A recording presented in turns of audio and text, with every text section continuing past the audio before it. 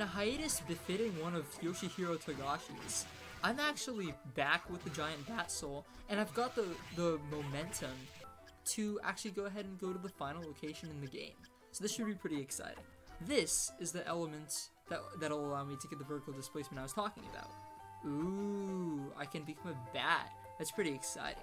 The one not so exciting thing about Giant Bat, though, is that it deprives me of the slot for Black Panther, which means I can't move at Soma on crack-like speeds, and I have to actually settle for, shall we say, more pedestrian ways of walking.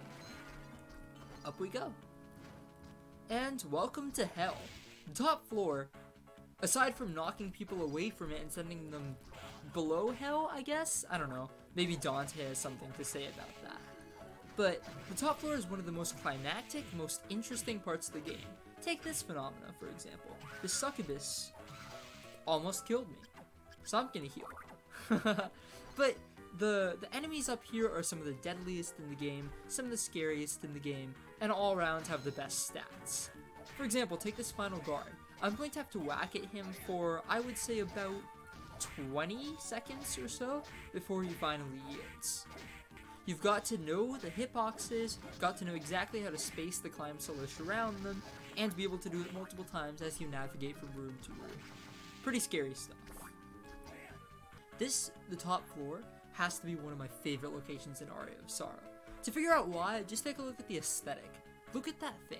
It looks kind of like Dimetro from Fossil Fighters, but if he had the face of a zombie pig mask from Minecraft, and in general had the terror of something befitting Dracula's castle. It's just a wonderful climactic way to end off Aria of Sorrow's very diverse and very interesting castle. So I'd like to go on a brief tangent here about just how cool the architecture is in Aria of Sorrow. It does a really good job of kind of shifting the tone of the game as the game becomes more and more serious and the narrative becomes more and more intertwined with the severity of Soma's adventure. So at the very beginning in Castle Corridor, you can see the bats in the background and this kind of open chamber of the castle that shows just how serious Soma's predicament is, and then you can see Soma go through dungeons like the chapel and the study, and all of those places, which seem a little more modern and a little more disconnected from previous Castlevania adventures. Then Soma gets deeper and deeper into the heart of the castle, and he experiences the underground reservoir and the arena, and all of these things that kind of create a new, organic, and creative Castlevania experience kind of culminate in the top floor, which you can see through its very gothic, very regal architecture.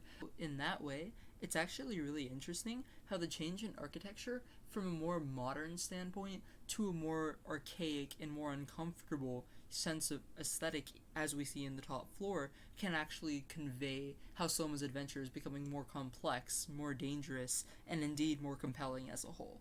Dracula told his internal castle designer, hey, you have free reign on this one. Okay, free room over here, and if I'm not mistaken, there should be a warp room on my right. Yep, there we go. Nice. So now, should I need an immediate save point, I can make access of that and actually not die over here without saving my progress. So in here, this Demon's Mail is not supposed to be here, but because this is randomized, it does happen to. I think the actual item there is a high potion or something. Okay. So you're actually supposed to access that room from the bottom up, not from the top up, but I went a weird way, so I guess there are multiple ways to circumnavigate this place. There's a basilisk here that I slid into, and that was a pretty awful decision, given the hitbox detection. Oh, of course, as soon as I slide away from it, that's when I kill it. We've got another final guard here that I don't have the patience for. So I can just parkour right past them with my giant bat ability and make a full loop from where I started. Excellent. I know there's an enemy here, so I can't really appreciate it too much, but these sculptures in the background just look so pretty. First, we've got this really nice looking suit of armor, which, befittingly, the final guard is standing right next to, and then you've got this dragon. It looks really nice. Maybe it's not quite the detail or caliber of Skyrim's dragons. Oh goodness, I'm going to die. That's what I get for focusing on commentary. It may not be the caliber of Skyrim's dragons necessarily, but it still looks very fleshed out, very almost realistic and generally evokes that same sense of terror. The little intricate details in Aria of Sorrow just make it so much the better. Okay, great. Circumnavigating this room is pretty tricky because these guys will descend on you directly from the top, and that makes it kind of hard to make progress throughout the room. Horizontal movement, though, really isn't that big of a deal. Okay, excellent. This is the very, very top part of the top floor. So that's one strategy I like. Jump over the succubi, or succubus rather, because there's only one down there. And it will actually send itself out of the room. Pretty cool. So when fighting these succubi, that's plural, so that actually works, it's really important to consider the L cancel of Soma's sword, almost. Because if I jump before slashing my sword, I actually cancel some of the lag. With the succubi, they do a lot of damage, and they do a lot of damage quick. So it's really important to get that L cancel in, almost. For those who are unfamiliar with what an L cancel is, and I declined to mention this already because I'm a huge melee nerd, an L cancel is basically when you do an aerial attack in Super Smash Bros. Melee, but you press L just as you land, and that cancels half your lag. Super duper crazy. Apparently Aria of Sorrow has that mechanic with lighter swords. Okay, so this room is pretty interesting. I was waiting to finish my L cancel explanation before I talked about it.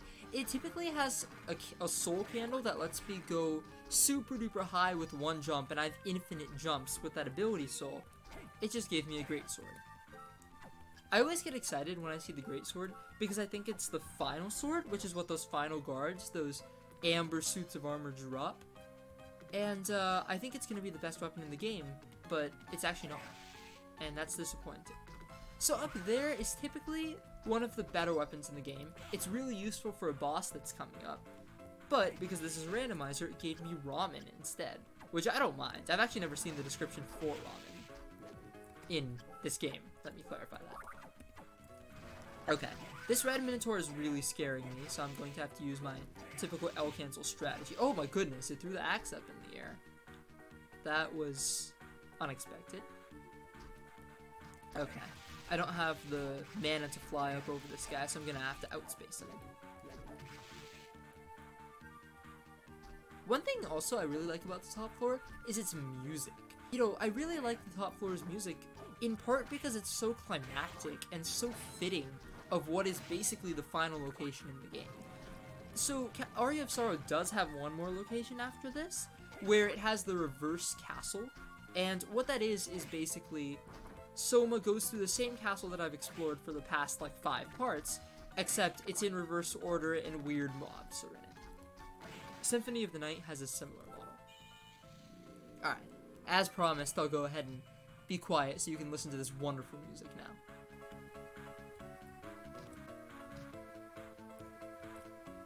Alright, that's quiet enough. I really like talking, so maybe it's best that I monitor and intersperse those periods of silence. One thing that's really pretty here is the moon.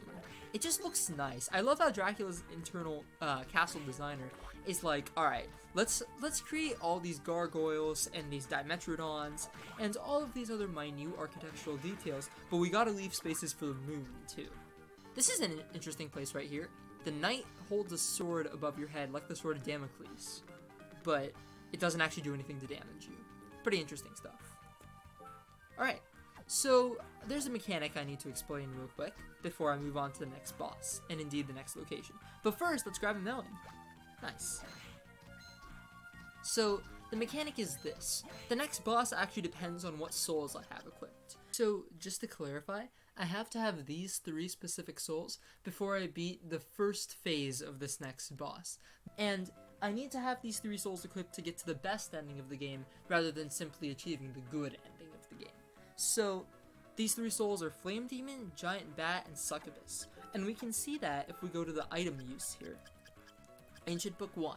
The first spirit is a demon from Hellfires, so that refers to Flame Demon. That's Giant Bat. That's Flame Demon. And if we look at item 3, the third spirit is a Beautiful Nightmare. That's Succubus. So you have to have those 3 souls equipped. There was actually an option to randomize those 3 souls, but I thought, no way, I do not want to grind for those 3 souls. So I kept it the same. Without further ado, let's head to the boss.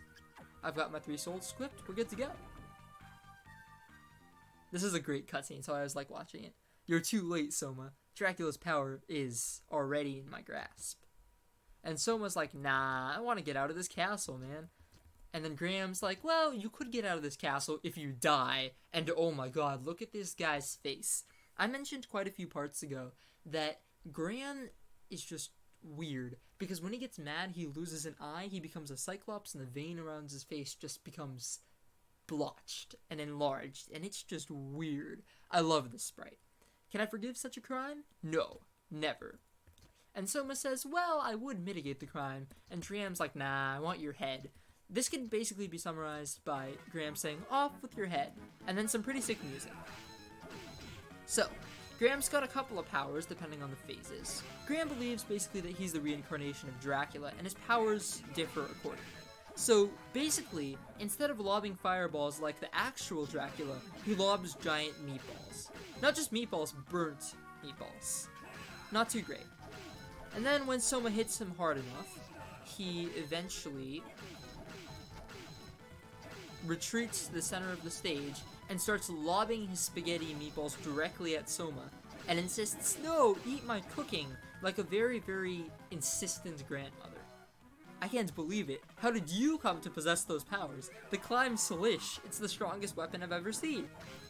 And then Graham becomes this freak of biology. I don't know how to put this. It's like open heart surgery, but it's like not a person. It's an open heart surgery if... What are those things called where the Siamese twins, I think? Where the twins are joined together? So it's like Siamese twins, but if the twins were demons and they had an open ribcage. Pretty interesting stuff. Alright, I'm gonna die if I don't heal. You can actually get rid of that laser at the top, but where's the fun in that? No, this cannot be! Exclamation mark, exclamation mark, exclamation mark. Does this mean that I'm not Dracula? I love his death cry there. It's pretty funny. And all the souls come into Soma, and he's like, no, stop, no! And this is the last scene where Soma actually looks like a normal person. That's the death of his normal personhood. And now, I guess Soma's on some sort of drug because his eyes are super red and his hair is super frazzled, and he finally, clearly, understands everything. Is this supposed to be some sort of veiled message? Like the game designers are like, yeah, drugs are good for you, kids. I don't know. Anyway, Soma is Dracula. What a plot twist. This is like a bad joke. And of course, Sketchy Guy from before comes out and says, yeah, you were Dracula the whole time. I knew the story. It's like the guy who predicts the plot twist in movies, and then he spoils it for everybody else. Kinda rough. So this is actually what makes Aria of Sorrow special, in terms of its narrative, rather than its gameplay. So instead of having a vampire hunter that defeats Dracula, you actually control Dracula. Pretty cool. But of course, Soma is a Mary Sue, or the male equivalent, a Gary Stu, and he doesn't care about being a bad guy. He wants to kind of relinquish his throne of blood. That lady is actually crying blood. That is such a cool stylistic detail. And you've got the throne and you've got blood everywhere. Pretty interesting stuff. This room actually has a really interesting finding that I can't believe I didn't notice the first couple of times that I played this game. So, the figure behind the throne is actually weeping tears of blood.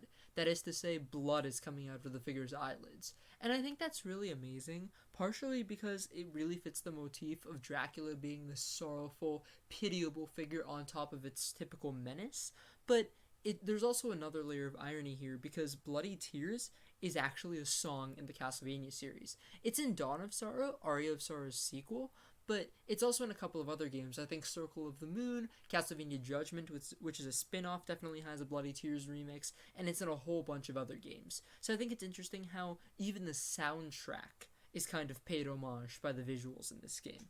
This game continues to impress me with its amazing graphical and visual design, and just how well it manages to intersperse that into various other segments of the game. So, Soma basically doesn't want his throne, and he wants to go fight Chaos. That's a more boring boss. Personally, I think the creativity kind of ends with Graham Jones, but nonetheless, really, really cool twist. Also, another cool thing, I guess I can't talk to Arakato. Arakato is actually Alucard from Symphony of the Night. 2 items here. Dracula's Tunic. This is the best item in the game in terms of equipment. The optimal equipment is actually Climb Slish, Dracula's tunic, and I don't have Satan's ring, but that would be the best item there. Then, typically what you get here is Black Panther. That's the soul that lets me speed around like I'm on crack, but instead of that, it actually gave me a weapon, which, let me take a look at that, I'm not sure. There's the Climb Salish, there's the Mach Punch, there's the, oh, give me the Muramasa, interesting. So, this is actually dropped by Lubricants, and it multi-hits, more than the Climb Salish. The Climb Salish is like twice if you time it right, the Muramasa is thrice if you time it wrong. That ought to give some indication. Okay, so we are Dracula. As you can see, Soma is not looking so hot. He's seen better days. This is like John Lennon, like post-LSD. Now that I've beaten pretty much all the bosses, I have all the relevant souls, and I finally found out that this is like a bad joke. I am indeed Dracula. The question is, what now? What now indeed? So, in a vanilla playthrough, I might actually go around... Wow, that succubus really ran away from my sword pretty quickly. In a normal playthrough, I might go around, find some items, farm souls, whatever. But the next place to go in the organic playthrough is actually a little bit different. I think first-timers, when they play Aria of Sorrow, don't really expect the location of where they're supposed to go after they defeat Graham. It's kind of out of the way and kind of confusing, but once you go there, you think, oh, that makes sense. So I will have this shortly, but not before I sling hot curry at my foes. Seriously? Alright, do I have to retrieve my... Haha! Hot curry! Okay, I can't sling any more hot curry at them. I guess that it's only one order at a time. Okay, awesome. I'm gonna head to the warp room and I'll see you guys at the actual location. Now that I've finished exploring the top floor, beating Graham, and generally going through what I think is one of the best areas of Aria of Sorrow fully, I think that's a pretty great place to stop for this episode. So that's pretty much it.